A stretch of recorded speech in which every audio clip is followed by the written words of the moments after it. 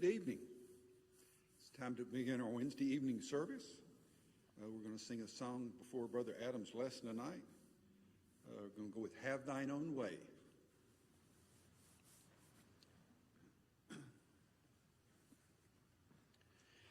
Have thine own way, Lord, have thine own way. Thou art the potter, I am the clay.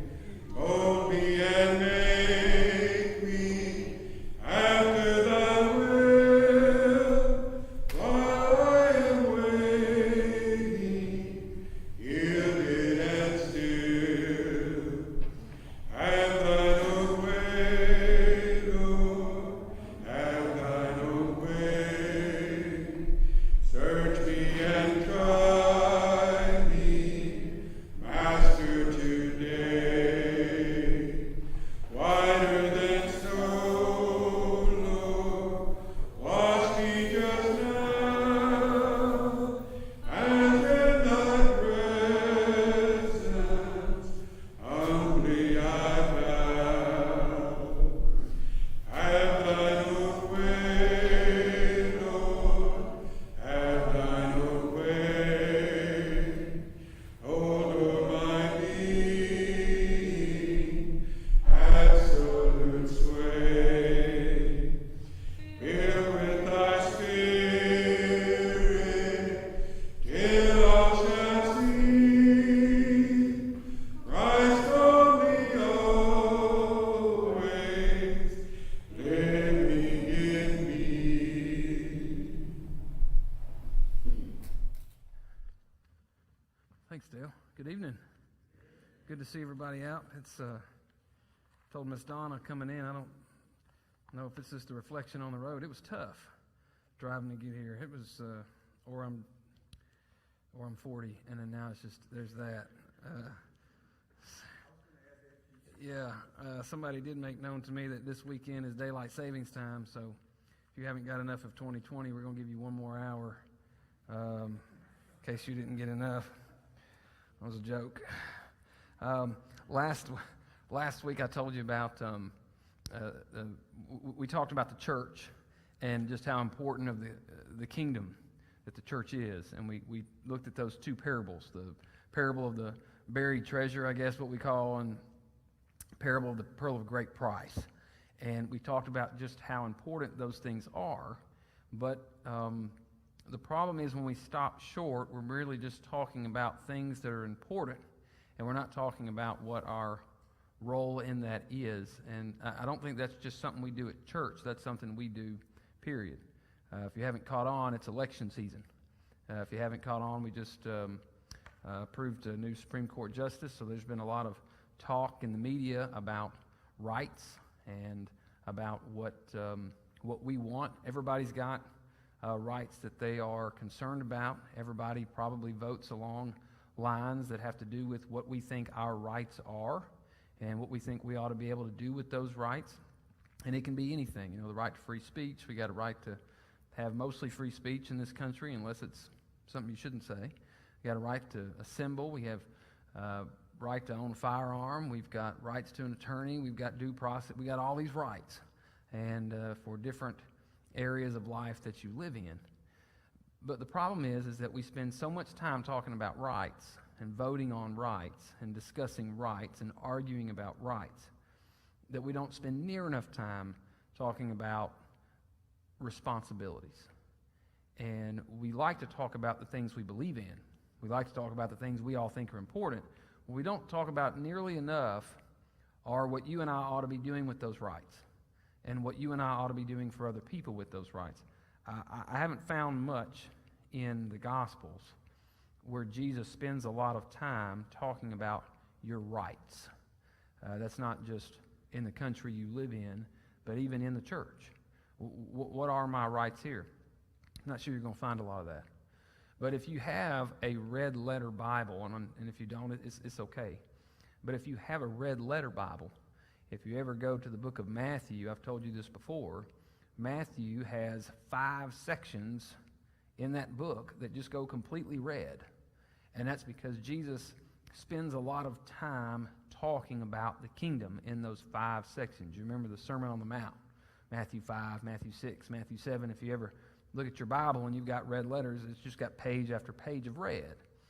And another one of those sections is Matthew 13. And in Matthew 13, and Jesus starts talking about these parables, and in Matthew 13 is where we looked at last week when we started talking about the parable of the hidden treasure and the parable of the pearl of great price. There's also this section I want to probably talk about in a couple of weeks when you get to Matthew 19, where your Bible goes red again, where Jesus starts talking about all the things that you and I ought to be thinking about. And then at the end of Matthew, I think it's Matthew 25, Jesus tells another series of parables. And Jesus has this habit. When he wants to talk about the important things, he spends a lot of time on it. And when he wants to talk about important things, he likes to use parables. Not to dumb it down so that we understand, but to use stories so that you and I can see what I think Jesus thinks is important. I want us to look at a couple of parables tonight, and they're parables that you and I, we know, but I'm not sure that we hear what Jesus is trying to show us. Because a lot of times we get caught up in what my rights are. We get caught up in what I get to do, and we get caught up with identifying people we don't want to have what we have. And these 2 parables tonight, this parable of the sower and the parable of the mustard seed, Jesus reminds us of a couple of things. One is there's always 2 sides. When you read a story or hear a story, you may not be getting all the story. A former elder of mine, when I first started back to preaching, used to caution me. He said, whenever you have people in your office, always remind yourself and always remind them that there's always 3 sides to a story. There's that person's side and that person's side, and somewhere in the middle, there's the truth. And Jesus doesn't really do that, but I think with these parables, if you listen to the whole parable, you start to see that the direction you and I really want to go is not the only direction. Jesus cautions us to listen to the overall parable so that we can see what's really important. And we're not going to read the whole parable tonight, but if you've got your Bible or your phone, if you're more comfortable with using that, look at Matthew 13, where Jesus talks about this parable of the sower. Matthew 13, verse 1, Jesus went out to the house and sat by the lake. All these crowds gathered around him, and he got into the boat, and he sat in it while everybody else stood on shore. And then he told them many things in parables, saying, so here we go. He said, a farmer went out to sow his seed, and as he's scattering the seed, some fell along the path, and birds came and ate it up. Some fell on rocky places where it did not have much soil, and it sprang up quickly because the soil was shallow. But when the sun came up, the plants were scorched, and they withered because they didn't have any root. Well, other seed fell among thorns, which grew up and choked the plants. Still other seed fell on good soil, where it produced a crop 100, 60, or 30 times what was sown. And then Jesus says, he who has an ear, or those who have ears, let them hear. And immediately, those who are closest to him don't have a clue what he's talking about. In verse 10, the disciples came to him and they said, why do you speak to the people in parables?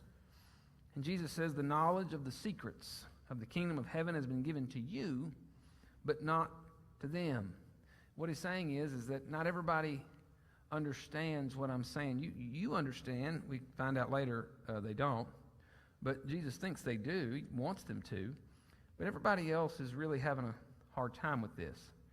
So Jesus kind of disguises it with this parable. And when you and I read it, here's our common takeaway. We don't really concentrate on what the parable is really about. What you and I tend to concentrate on is the soil. Does anybody's Bible in here? My Bible has, I've got a heading above Matthew 13. Or you may remember your Bible at home. You've read this so many times. My Bible says the parable of the sower. The sower. Does anybody else's Bible have a different heading, or do you remember a different heading? If you're at home and you're texting me, I'm not going to answer it, so don't do it. last week, people were, I can't see my phone. I saw a Bible this week, and this is what prompted this. I saw a Bible, opened it up, and I didn't have mine with me, and so I found one and opened it. I don't know what translation it was, but it said a parable of the soils. Parable of the soils. And when I saw that, I thought, well, I think that's a better heading. I like that. Because you and I, most of the time, we remember the soil part. And in fact, when Jesus tries to explain it, he goes to the soils. So let's think about these soils here. Look at verses 18 and 19. Jesus has to break it down for us. He says, listen to what the parable of the sower means. You notice what he calls it. He doesn't call it parable of the soils. He calls it parable of the sower, and that's important. He says in verse 19, he says, when anyone hears the message about the kingdom and they don't understand it, the evil one comes and snatches away what was sown in their heart. So there are some people who are just not going to be responsive. They're indifferent. They don't care.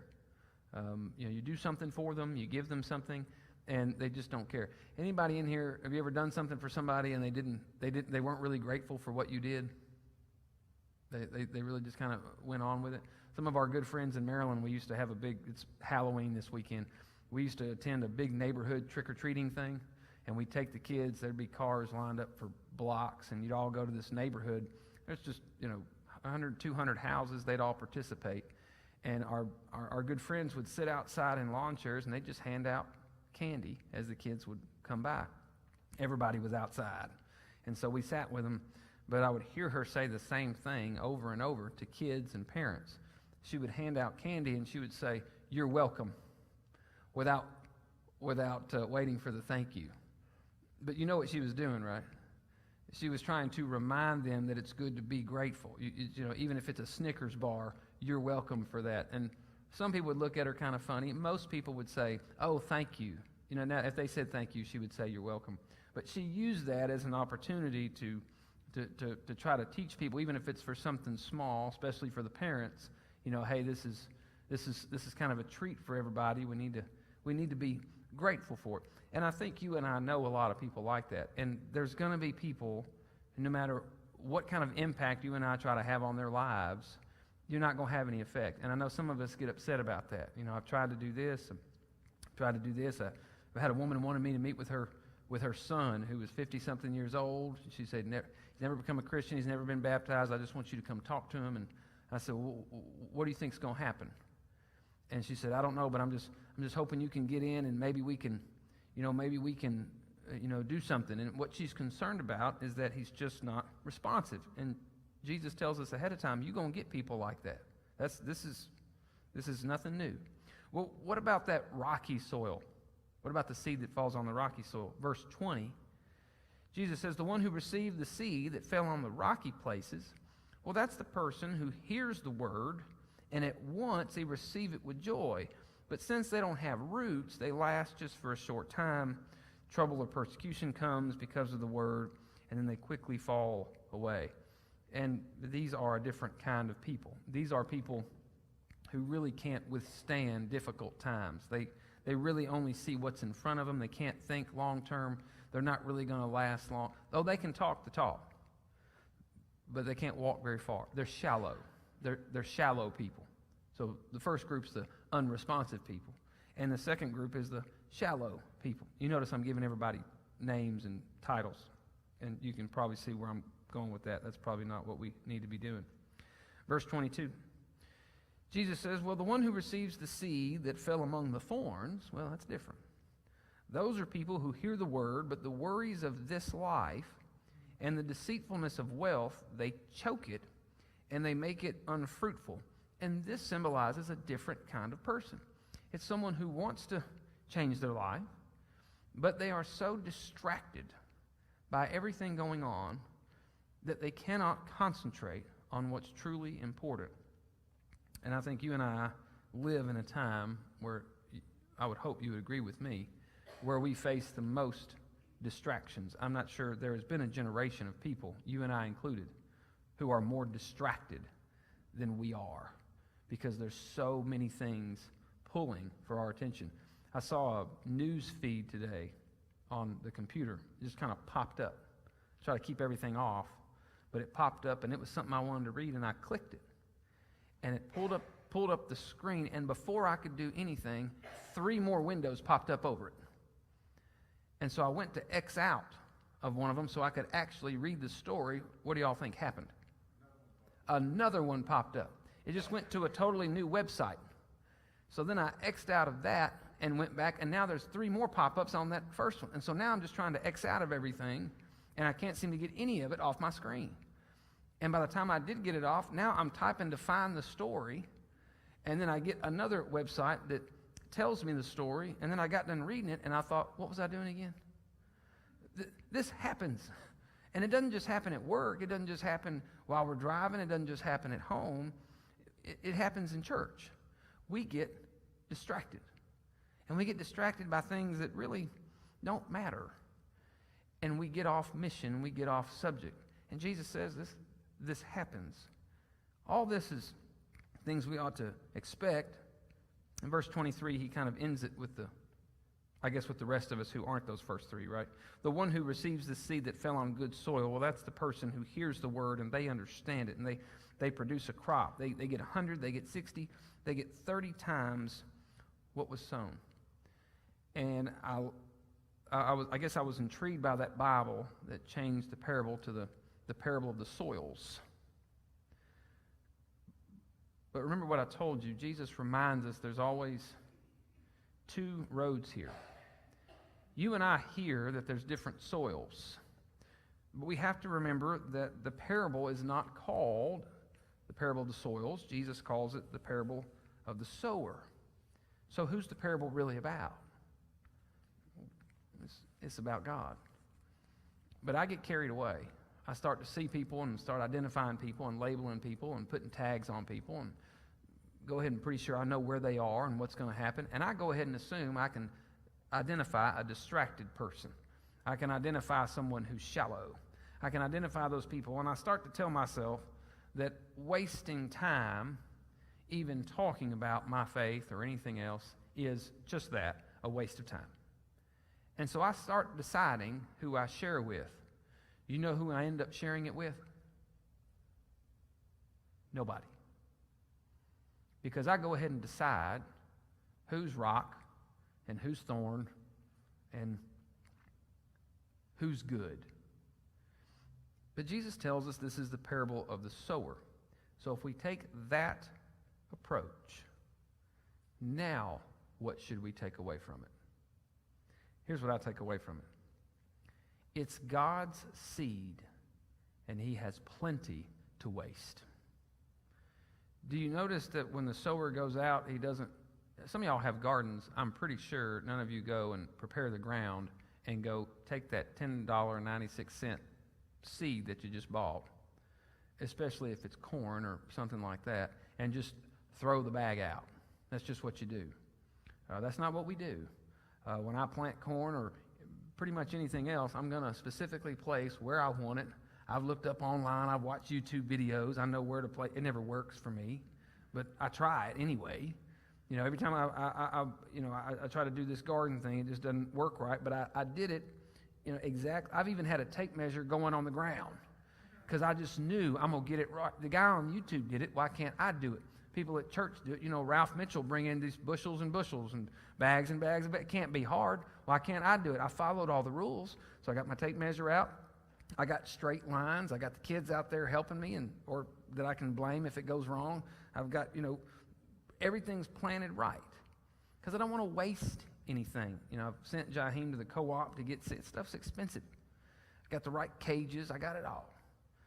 In this parable, God wastes 3/4 of his bag, or maybe 7/8 of the bag. He just flings it out there, and some of it falls over the fence into the neighbor's yard. Some of it flies. We know the birds are going to eat it.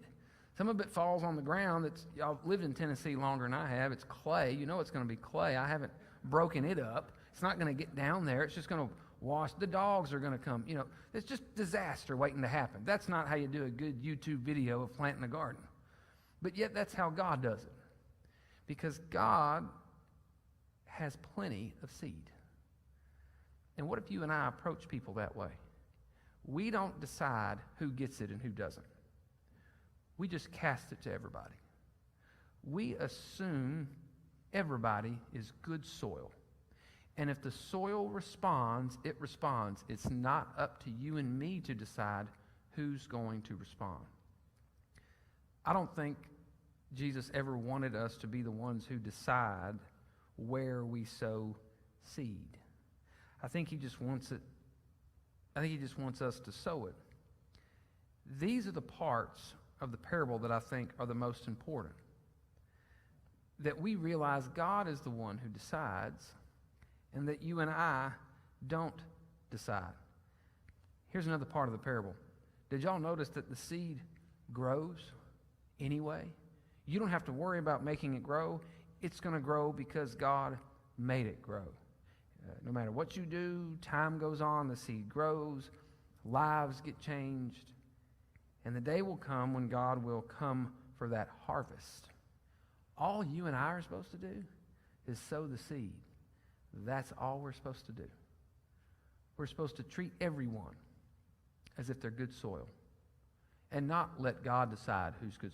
Let them decide what kind of soil they're going to be. This is not the parable of the soils, because then we start thinking we're the sower. Jesus says this is a parable of the sower. In the kingdom, talked about how valuable it was last week. We can't just have a kingdom to have. We've got to start having the right attitude and the right mindset that goes with that kingdom. There is a mindset that belongs to that. I had to go to court 2 weeks ago. Some courts, they still got to have court. A lot of courts don't because of COVID, but some courts still got to have court. And so I went in, and I got to go to a certain spot, and one of the guys that I was with said, "You don't have a tie?" And I got a tie on now. I said, "You don't have a tie?" And I said, "Well, I got one. It's in the car." And he said, "You need to go get it." And I said, I didn't know there was a tie rule. And I said, "And I'm not an attorney, so it don't count. I didn't think I had to wear one." And he said, "Well, you don't, but you're with me. And I got a tie on, and I don't want you to be with me unless you're not wearing one." And I thought that was just ridiculous. But I went and got one out the car. It didn't match, so now I feel foolish. You know, I got an orange tie, you know, with a, I don't know. Well, I don't even know what I was wearing, but it was an ugly tie. Y'all didn't give it to me. It was somebody else, not y'all. You know, it was just an ugly tie, but I put it on because he wanted me to wear it. And we walked out. He said, "You can take that ugly tie off now." And I said, I told you it was ugly, and you made me go get it. And he said, "Here's the thing." He said, I know you're not an attorney, and I know we don't have rules. He said, "But the person we were meeting with, I wanted to show them the kind of attitude that I have." And he kind of named, and I won't tell you what that are because it's, you know, I didn't agree with half of them, but, you know, but he just talked about the kind of attitude he wanted people to see merely in how he dressed. And while I don't necessarily agree with it, I kind of do. That it's important that people see what kind of attitude we have. I'm not saying everybody got to wear dresses and ties. Please don't think that. But it's important that we don't just have the kingdom. It's important that we have a certain attitude in the kingdom. And I don't mean put on airs. I don't mean we have a, you know, like my mother used to tell me, "You got an attitude." I don't mean that. But there's a certain mindset we got to have. And I think we've got to have the mindset when it comes to the kingdom of the sower. And the mindset is, I don't decide who's saved. I don't decide who's good soil. I just cast that seed. And I let them decide, and I let God bring the growth. That's it. That's all. Doesn't that make life so much easier? When we don't have to worry so much about how far spaced everything was, or whether or not we got the right people. That's not our call. That's the mindset we've got to have in the kingdom. But he tells another parable, a weird one, in verses 31 and 32 of chapter 13. You know, last week we looked at them two little ones, and then he gives us another little one right here in chapter 13. So it's more red ink. But I want you to notice what he says. He told them another parable. He said, "The kingdom of heaven is like a mustard seed, which a man took and he planted in his field. And though it is the smallest of all seeds, yet when it grows, it's the largest of garden plants, and it becomes a tree, so that the birds of the air come and they perch on its branches. And I know we've heard this parable before, and maybe Jesus used the mustard seed because it was the smallest seed. But there's other ways of telling that story if that's the point. I mean, if Jesus is trying to tell a parable about something that's small that grows into something big, why wouldn't he talk about the sprig of a cedar tree? And you may say, well, why would he do that? Ezekiel 17 does that. Ezekiel 17 wants to talk about the kingdom and how it starts small and gets big. So why wouldn't Jesus use that? Why does he use something so weird as a mustard seed? And here's what I found out. When Matthew wrote this, there are other writers who write about mustard seeds. And when they write about mustard seeds, they never write about those seeds because they're the smallest seeds. They write about those seeds because they have a pungent, fiery taste to them. Almost everybody who's writing about mustard seeds in the first century is writing about the almost awful taste that mustard seeds have. And they're writing about just how much at times it burns.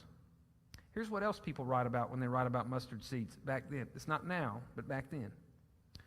They talked about how nauseous and dangerous the plant is that comes from the mustard seed. They said the plant's nauseous. It's not only nauseous, but they use a word that we liken to as obnoxious. When you plant these seeds and they start to grow, it just totally takes over the area that it's in, and one writer says it is nearly impossible to get rid of it. What does that sound like to y'all? Yes. Anybody got crabgrass? Anybody? Yeah, yeah, exactly, but from both sides. It sounds like when we plant that good grass, you know, anybody ever just torn up your whole yard? I've had a neighbor, he spent thousands, and he tore up the entire yard, and he planted the grass that he wanted. I call it the good grass. And then the worst thing could have happened to him, the tunes moved in next to him. And we share grass.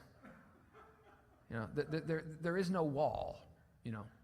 So I move in, and he's here. And the first day we meet, and he's one of the nicest men.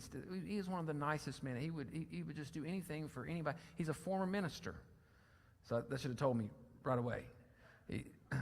But I met him, and he said, you know, the last neighbor just didn't care about their yard at all. And I said, you're kidding me. And he said, no. He said, they just let it go. He said, and their grass is growing on mine. And I'm thinking, oh no, you know, we've made a mistake. He said, their grass, you know, ran over. And when they would mow, you know, they would mow with the output coming over here on my yard instead of being I didn't know there was respectful grass mowing till I moved next to this guy. Some of y'all are nodding. You know, thank you, Lord. Adam didn't move next to me, and so. Immediately, I'm trying to diagram out how I'm gonna mow this grass, and not make an enemy out of my new neighbor. And so I'm mowing, and I guess I'm blowing everything. What's the blowback here? I'm trying to stay 10 feet, and then trying to mow over that. It's just kind of I didn't really know how to do it. And he would go out there and dig up. If he caught any kind of weed, he would pull it up, and he would. Have these spots. They're just big circles. He didn't like anybody walking on his grass. Anybody touching the grass is not for your walking. Use the sidewalks. That's why God gave us sidewalks. That's why he'd tell you. That's why God gave us sidewalks. That's why he gave us driveways.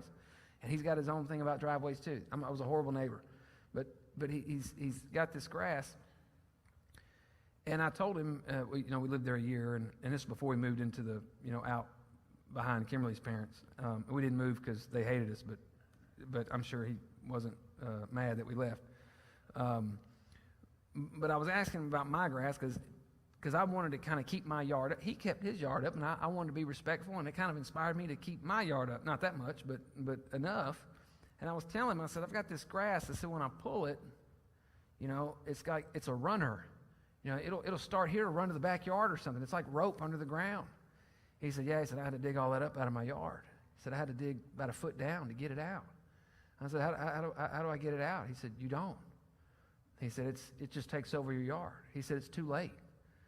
I said, so what do I do? He said, you either spend money and spend the rest of your life worrying about your grass, or you just let it take over your life. And he said, now I chose the former. He said, and you obviously chose the latter. He said, but you'll never get rid of it. And that last line, I'm paraphrasing what he said, but that last line I'll never forget. You'll never get rid of it. When you read the parable of the mustard seed, that's exactly what Jesus is saying the kingdom is like. When God put the church here, what he intended to do was to plant a seed. What he intended the church to be is a weed. To grow and to get into everything. And like the mustard seed, which is attractive to birds, and then they take the seed and they deposit it into other gardens and kind of ruin those crops too. I don't mean that we go ruin the world. Here's what I think he means. Every kingdom, every culture of the world ought to be put on notice when the church shows up. Because God intends for us to make our way into everything, and you will never get rid of us. He intends for us to be that aggressive, that subversive. And I think in election season, there's not a better time to be reminded of that. I think the most important thing is not the culture of our country. I think the most important thing is the culture of our church.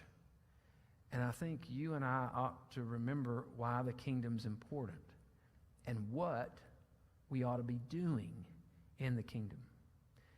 Next week I want to talk about those things that we ought to do. But this week I want us just to remember the mindset that we have to have. The kingdom is not something we own. The kingdom is something we believe in, and the kingdom is something we convince other people to believe in by the attitude you and I have. That attitude's important, and that attitude is this: no one is more important than anybody else.